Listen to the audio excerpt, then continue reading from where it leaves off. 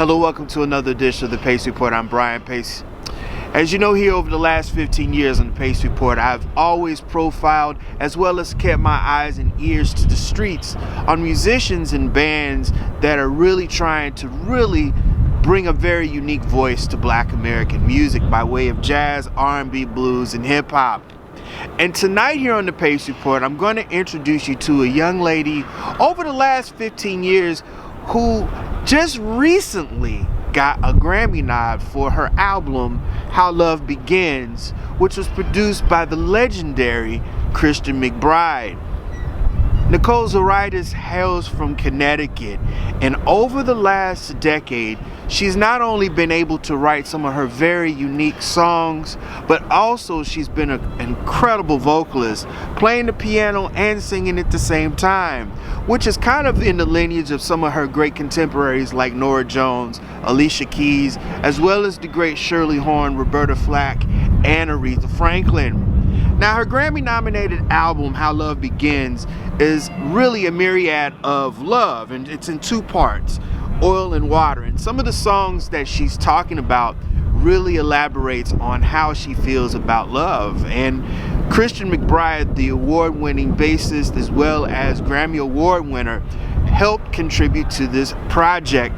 She also has a new EP, Caffeine and Affirmations, which she's just released.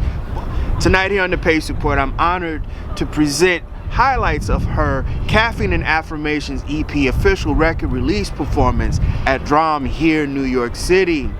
Tonight I had a chance to break bread with her to talk briefly about both recordings, how Christian McBride played a very important part, not only playing on the record, but also helping her produce this recording, as well as we sit down and reflect on how opera music has played a very important part, not only in the training, but also the discipline of her voice.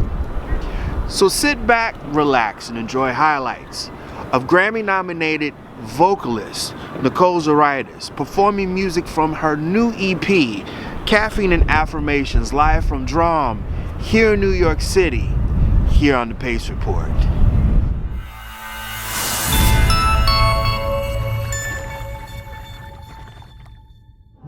I didn't know that it would seem so nice, starting already by surprise. All that's discovered within your eyes, and the spark of the fire inside of you, until I choose to run or say goodbye. Well, I sense a little trembling fingers that started up upon your face, and though the nervous stream of new beginnings while I'm searching for excuses to let go, I didn't know that I could burn so slow.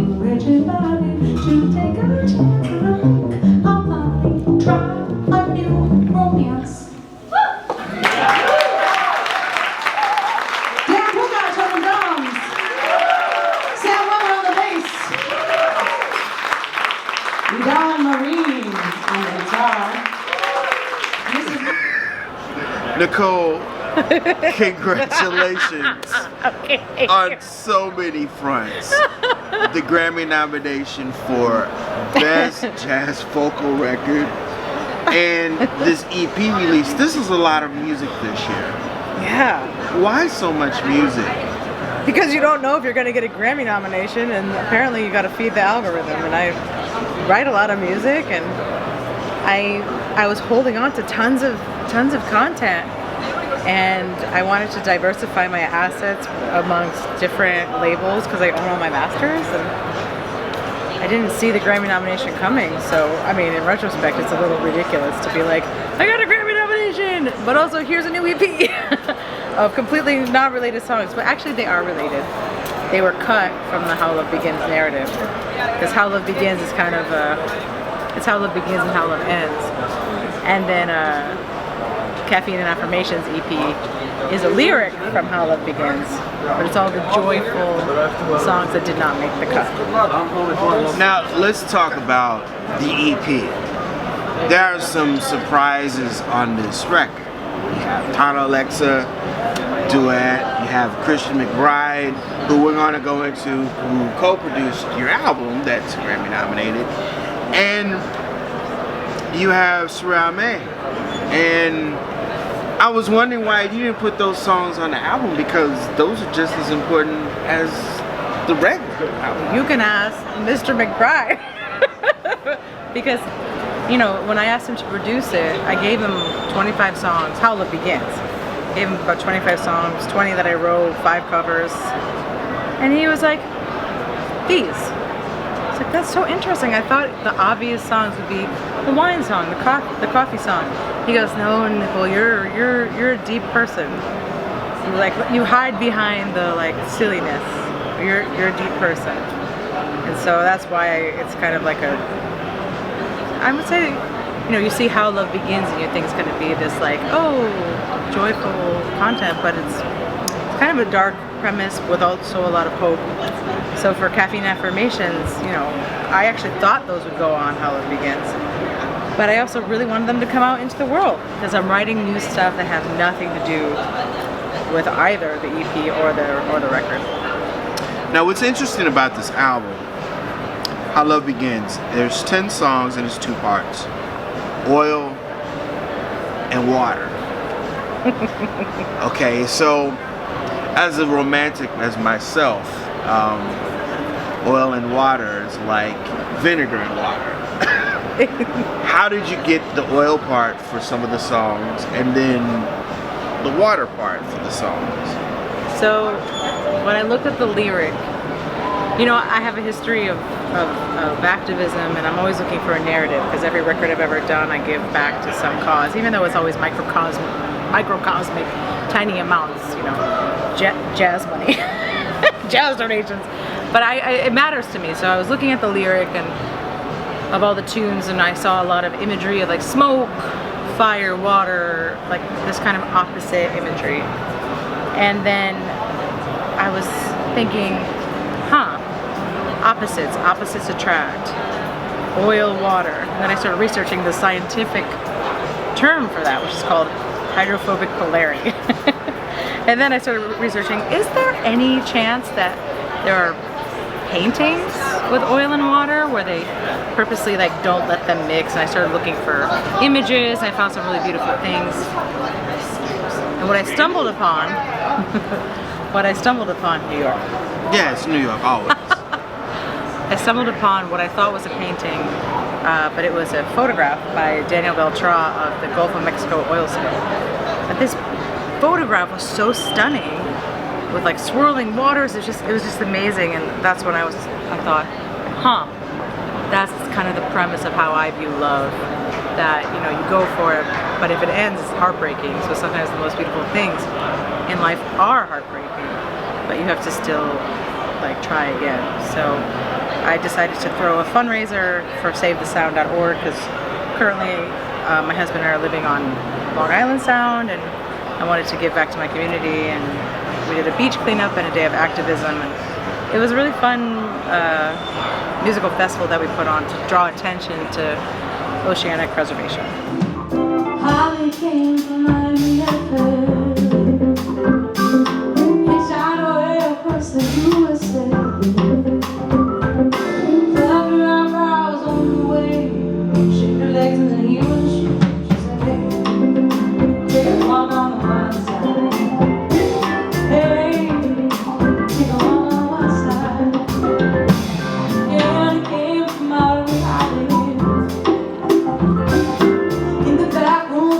everybody's coming, but she never lost her head. Even when she was giving in, she said, hey, take a walk on the wild side.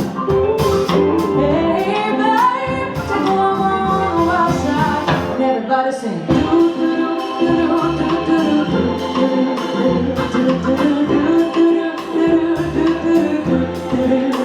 Sing with me.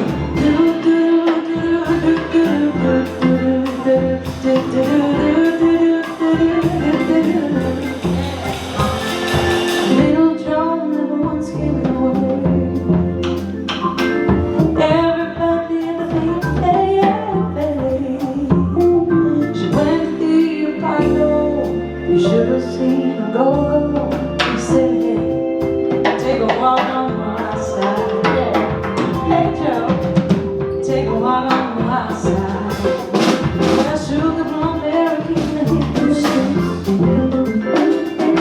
looking for soul food and a place to leave. Hustle here, hustle there. New York City's a place where they say, hey, take a walk on the wild side. Hey, babe, take a walk on the wild side. And everybody sing.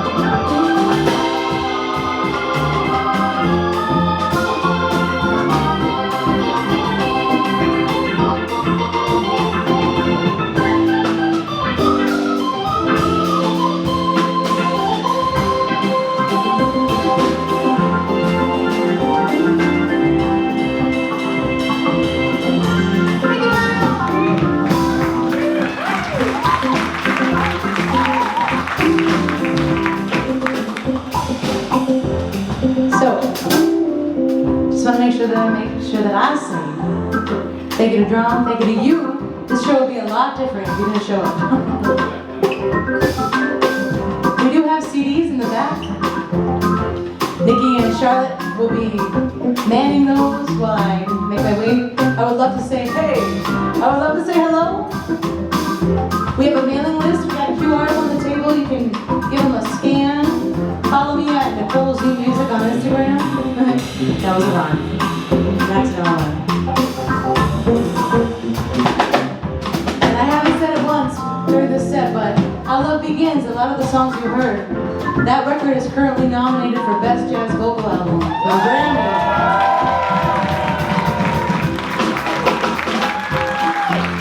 Take a walk on that one, I was like, Jackie's just leading away. Thought she was James Dean Farther, but I guess she came to pass. Valley, I want to help her back. She said, take a walk on the wild side. Hey, take a walk on the wild side.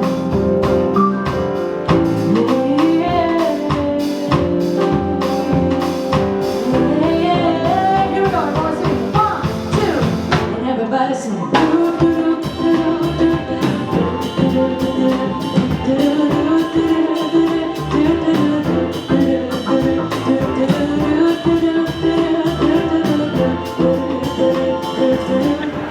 Christian McBride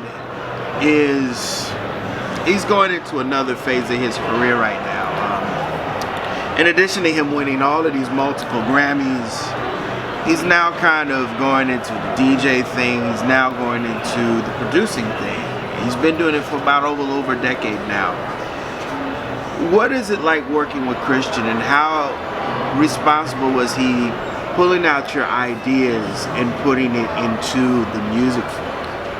I think that Christian is notorious for being kind and charming and jovial and a genius, right? So all of those characteristics, we've been friends for many years. I met him after I did the Sarah Vaughan competition, but not at Sarah Vaughan. I met him doing a background gig like you just saw me do.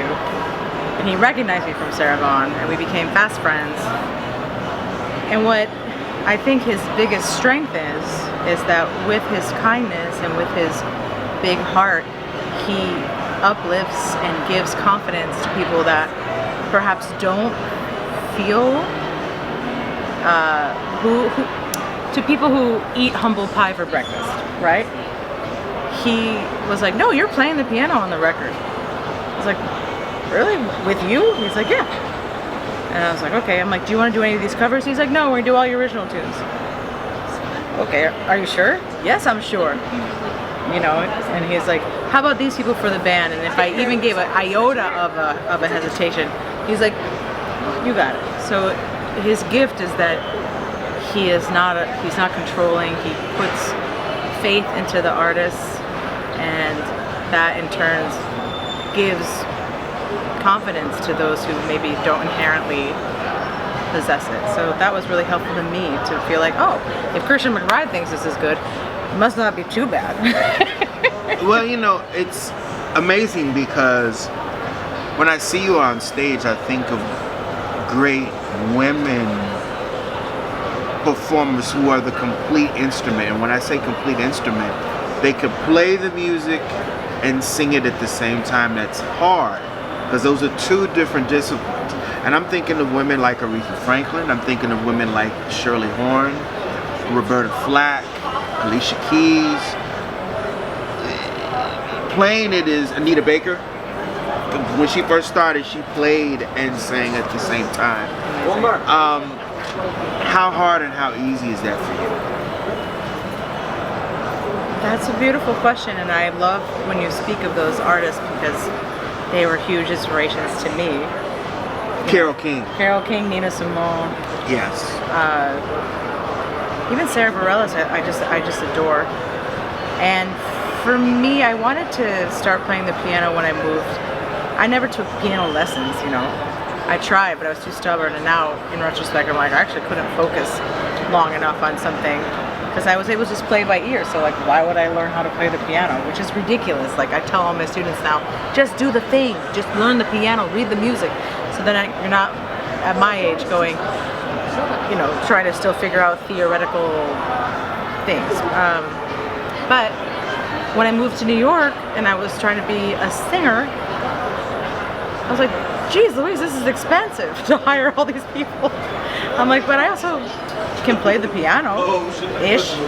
So I got hired to play piano, like doing weddings and corporate gigs and background gigs, and I taught myself on the job out of necessity to survive, like to sing for my supper. And when I met Christian McBride for real, after I did Sarah Vaughan competition, I was literally shedding night in Tunisia. Like at the Red Eye Grill across from Carnegie Hall. And it was so packed in there that you couldn't hear yourself think. And I was like, nobody's listening. I was like, this bridge is impossible. Bridge, bridge, bridge, bridge, bridge. Didn't get it. Bridge, bridge, bridge, bridge, bridge. And then I look up and there's Christian McBride. I'm like, oh, God, why? So to answer your question in the shorter way, for me, it has to be hand in hand because I like to drive the band. I may not be Herbie Hancock, but you know, I have enough skill that I can, you know, push the band to where I want them to go without having to like stomp my foot if I'm singing. Yeah, because I noticed at the EP record release, you know, you do some of the songs behind the piano, and then you have this storytelling thing that you do when you come. Well, you do it behind the piano as well, but when you come away from the piano, there's a whole nother. You get looser. I mean, and that's a good thing. But I think all about your songs, there's stories to them, and you have to kind of act as you're playing and singing them. Is that how it plays out on stage?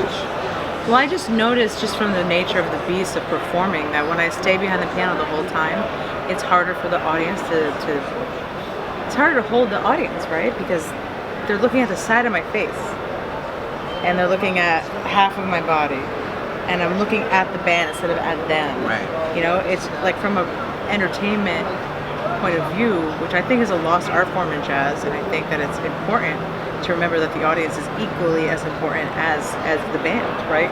We feed off of each other. So if I'm constantly playing the piano and looking this way, and the audience is over there, they kind of feel left out. So I always get up, and I always stand, and I like want to make sure that everyone can see me and they can see my scuffed shoes. And, Right. you know what I mean? And, right. And my like ridiculous, you know, it just becomes like they're in my living room. It feels different than when I'm behind the piano. Right.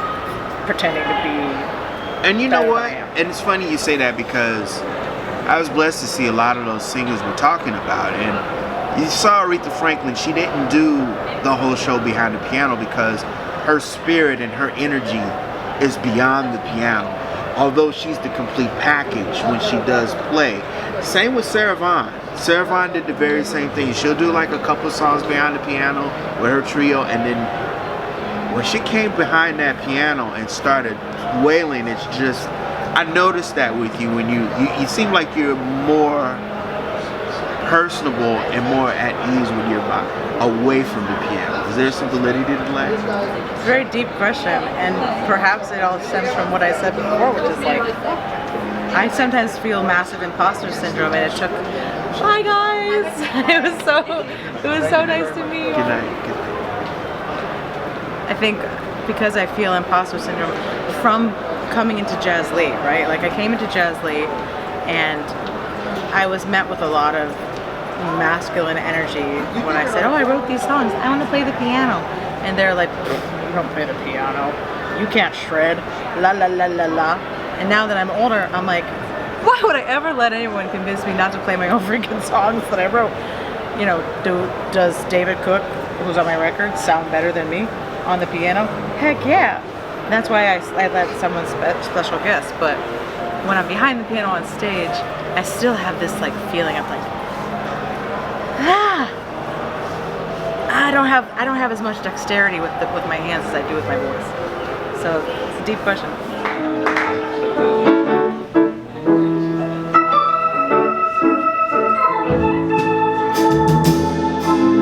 Caffeine and Affirmations, barely conversations, all to be seen one day. Little white lies, sparks, sweet mistakes.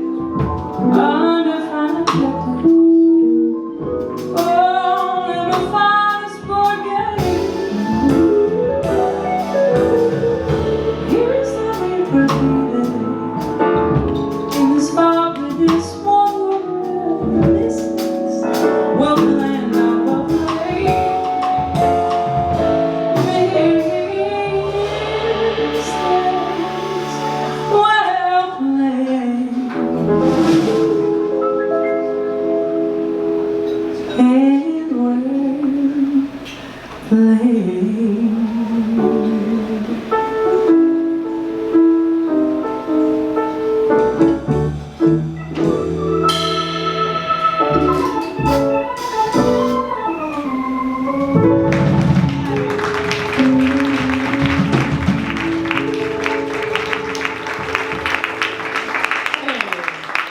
Thank you so very much. Going back to what we're talking about, piano, I think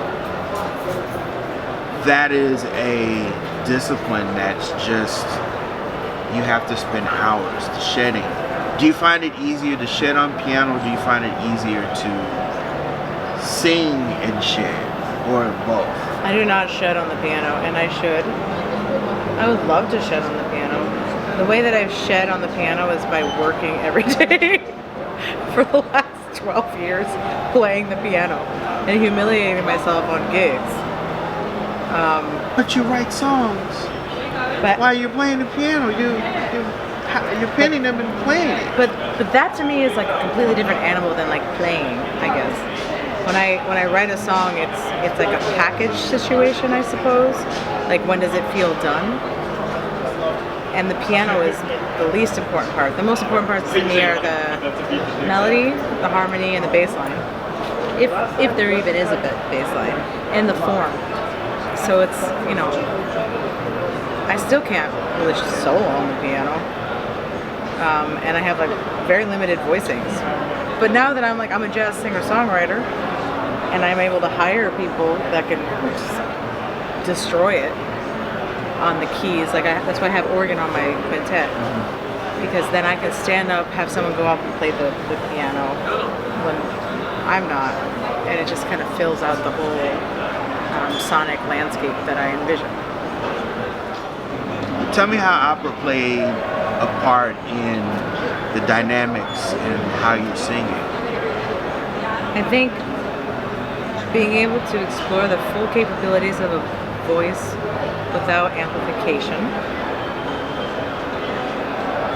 is a very powerful tool for a singer, because if you've always listen, it's really difficult. Like, maybe Renee Fleming did it, but most of the time, if you've really trained in opera, it's very hard to turn that off, right? And I would say it took me 5-6 years to fully turn that off. Turn off the polish that you're like into when you're doing classical music. And I wasn't doing classical music because I love classical music. I was doing classical music because I was unable to focus, and I love to sing. So I was in the practice room singing Carole King and jazz, but also like singing Puccini and Mozart. But I just never had a goal. But I think that the classical technique is really helpful for me now, especially singing so many shows a week, and knock on wood, keeping my voice intact. The great Phoebe Snow, God rest her soul, she told me a story about how in the 80s, when she wasn't performing a lot, how she had to study opera to keep her voice and strengthen her voice. Do you think that is something that you would recommend? Because you teach now. Do you think that opera is something that the next generation should start studying to train them how to become better singers? I think that, listen, it's a privilege. It was a privilege for me as a white woman to take classical lessons. Like, lessons are expensive, right? I didn't come from wealth, but I had teachers that would give me free lessons my whole life.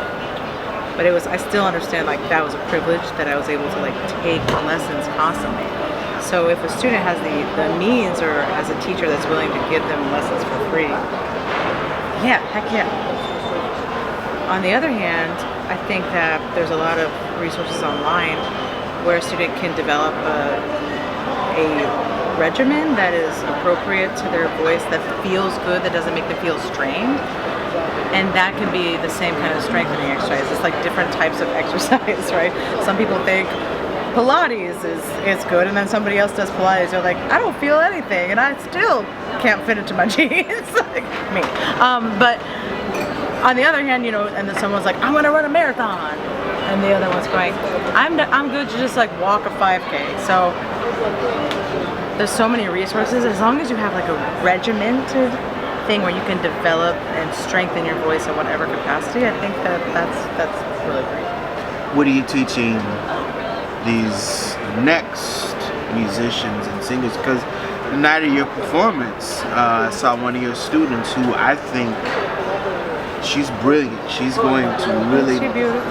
Yeah, she's adorable too. She was, and she'd never done a gig before, and her major is contemporary vocal performance. And I just got back and I just started doing university teaching, and I said I would never teach at a university unless I taught people how to survive as musicians, right? Because it took me so long. I graduated from college, and then I'm going, I don't even know how to turn on Logic or GarageBand. I can't write a chart. I don't know how to lead a band. Never worked a PA system. Don't know how to book a gig. Don't know how to promote myself. Music is a business, and so now that I'm in the university systems, I refuse to do any kind of program that doesn't have that in the bones. So when you saw my student open for me, one of her assignments as a senior was book a show as an opening act. And she happened to be coaching with me, and I happened to know that she was a strong songwriter. And I said, why don't you open for me? But you have to bring people, because I've never played that venue. It's in the East Village. You're gonna have to like really show me that how do you market it? Make a poster. Have you ever rehearsed a band? She's like, no. I was like, okay. So we went through arrangements and how to talk to the band and how many times you have to rehearse, and then how to make a song like grow. It was really amazing to see that. And I'm glad that you liked it. She's gonna be all right. She's gonna be all right. She's gonna be all right. She's gonna be all right. This is on Caffeine and Affirmations, the EP that we're supposed to be celebrating. I've traveled around the world for years, Costa Rica to Tangier, and despite my wandering eye, I know that you're my guy. My darling dear barista fellow, who starts my day with some espresso. I've chosen you to make this work. The cappuccinos are just a perk. I've had the blonde roast, I've had the dark roast, I've even had the Brazilian too. But none of those roasts come close to you. I like you a latte. I've had the dash, I've vouched for the short shot, Italiano dreams came too. But none of those shots come close to you. I like you a latte. You're my barista treasure. You turn off the pressure. You always know what's on my mind. When you sample different grinds, some like a green tea or a kombucha, but all I wanna do is smooch you, 'cause none of those jokes come close to you. I like you a latte. Hey, latte. So Saturday.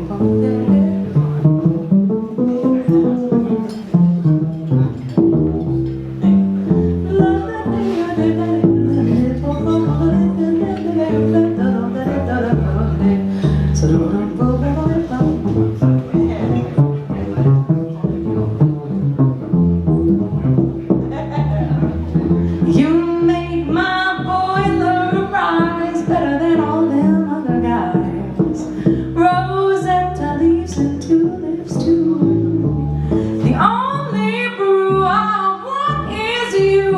I've had a French press, been a single mess, but now I know that dreams come true.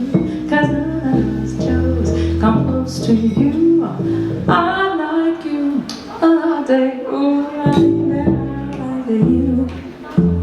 Ooh, I think you like me too. I think you know what to do. Ooh, I think I love you. Ooh, I think I love you, yes. Ooh, I think that I love you.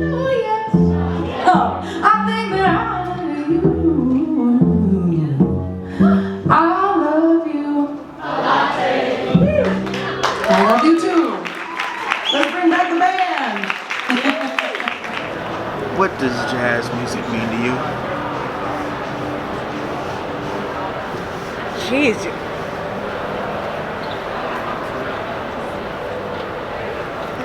Wow. It means culture. It means history. It means freedom. It means Black American music. It inspired all of the music that I love, all the way from the blues to rock and roll and then some. It means oral tradition, music based in learning via repetition and it's like telephone, but on a really deep cultural level that is like spiritual, and it's moving and ebbing and flowing and ever evolving, and I think finally embracing that it does continue to evolve as most music do, and I'm proud to be a jazz musician. That'll do it again for another edition of the Pace Report. I'm Brian Pace. I'd like to personally congratulate and thank the talented Nicole Zuraitis for her time. Make sure you support her Grammy-nominated album, How Love Begins, now available on iTunes, Amazon.com, and Google Play, as well as support her brand new EP, Caffeine and Affirmations, also available on the same platforms. People, for more information on Nicole's upcoming tour dates, as well as to order her music, visit her online at NicoleZmusic.com and follow on Instagram, Twitter, and Facebook. I'd like to personally thank the staff and management at Drom for their warm hospitality, as well as Lydia Liebman for Lydia Liebman Promotions for arranging my time with Nicole. As always, people, I can't stress this more than enough. Please like, share, and subscribe to my videos here on YouTube and Vimeo, and leave comments, as well as follow me on Instagram, Twitter, and Facebook. Until next time, remember, if it's in the groove, it'll make you move. Till next time, peace.